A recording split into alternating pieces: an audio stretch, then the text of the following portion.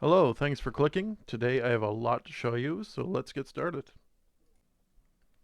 First up, if you look at the top left, you will see a sprite-based health bar.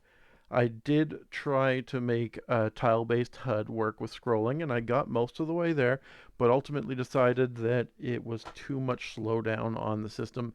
It just was not feasible for an action game.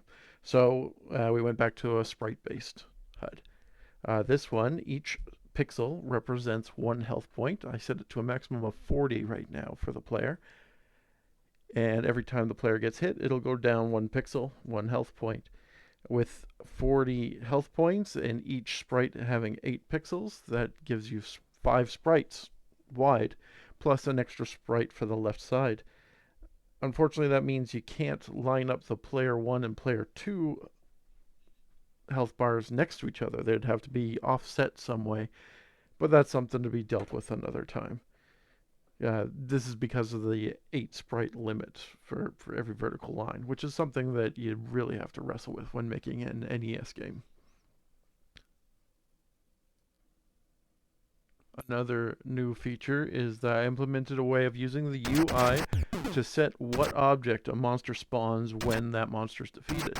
This will allow for things like drops for monsters or even death animations. In this case here, I made the robot's legs walk off to the left after the monster is destroyed by creating a separate monster object that is the legs. If no object is selected in the UI, it will just default to the explosion object, which is chosen using the constant. So it's all done without coding. Now, the more astute of you will have seen those two barrels on the screen. These particular barrels can't harm the player, but they do take 2 damage themselves. The other great feature of barrels and other objects you can set up to be this type is you can stand on top of them. And also, they can be moved during a jump kick. This allows for some pretty interesting gameplay options, like secret areas or ways of getting to higher up locations, or jumping over gaps by pushing objects to a certain position and then jumping on top of them to use them as a boost. Next, I added a quick trap style tile. This one is a little spike damage. If you walk on top of it while touching the ground, not in the air, it will damage the player and shove them off to the left. This can also be changed to something like instant death or forcing a respawn, but right now it's just a quick little damage tile with terrible spike artwork. Now, I revamped the movement and fighting system a bit to allow attacks to interrupt your walking movement. Previous to this, it made you have to stop walking before attacking, which I never really noticed a problem with because that was just my gameplay style. But when others started playing it, they commented on that, so I was able to adjust that for them.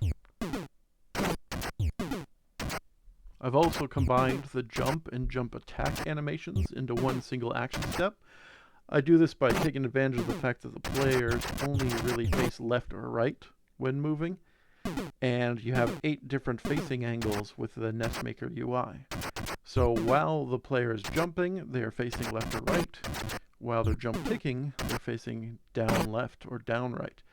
This allows me to have separate animations while using the same action step. It's a neat little trick that anybody can use to squeeze more out of the 8 action steps they're limited to. And finally, the best for last. Now that I have a freed up action step, I was able to implement a sort of super move. I thought long and hard about what's good generic super attack that the developers could adapt to whatever purpose they want. I even asked the forums and Discord and got some input from various people. I also had to consider hard about what sort of button combo to use. When you're limited to A and B, it does kind of make it hard to implement something that you can trigger easily on purpose, but not accidentally. People seem to agree that a super move that affects all of the monsters on screen would be a good way to go. So I decided to go with sort of a ground pound move.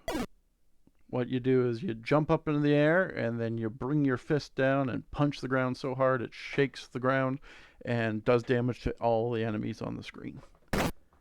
Now, this is done by 2 steps. First, you jump up in the air, and then you tap jump while in the air to get yourself primed. And then when you're landing, you hold down the punch button, and that causes the effect to happen. If you don't hold down the punch while you're landing, it just does a 3-point superhero landing with no actual damage to anybody. I haven't really decided on how to limit this attack. You can't have players going around just spamming this move over and over. I'm leaning towards the idea that you need to accomplish a certain amount of things before it'll allow you to do an attack, like kill a certain amount of enemies or do enough damage, or even maybe collect a pickup. Obviously, developers are going to be able to set it up to do whatever they want themselves, but it's nice to have a good default out-of-the-box experience for people. So I'm probably going to go with an option where they have to inflict a certain amount of damage to unlock the feature. And it's one use. It's not unlocked permanently, of course. So that's everything so far. As much as I've been adding, I'm still always tweaking and polishing what I've already added in the past.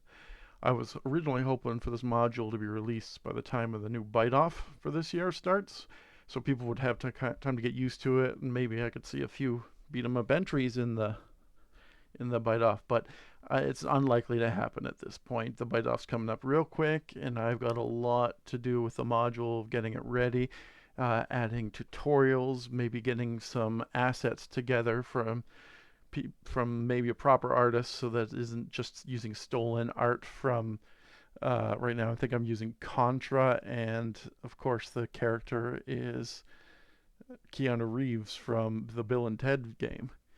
Of course I'm going to need some help on that eventually, but I'm not there yet. Thanks for watching, and if you have any questions, comments, suggestions, always leave them with me.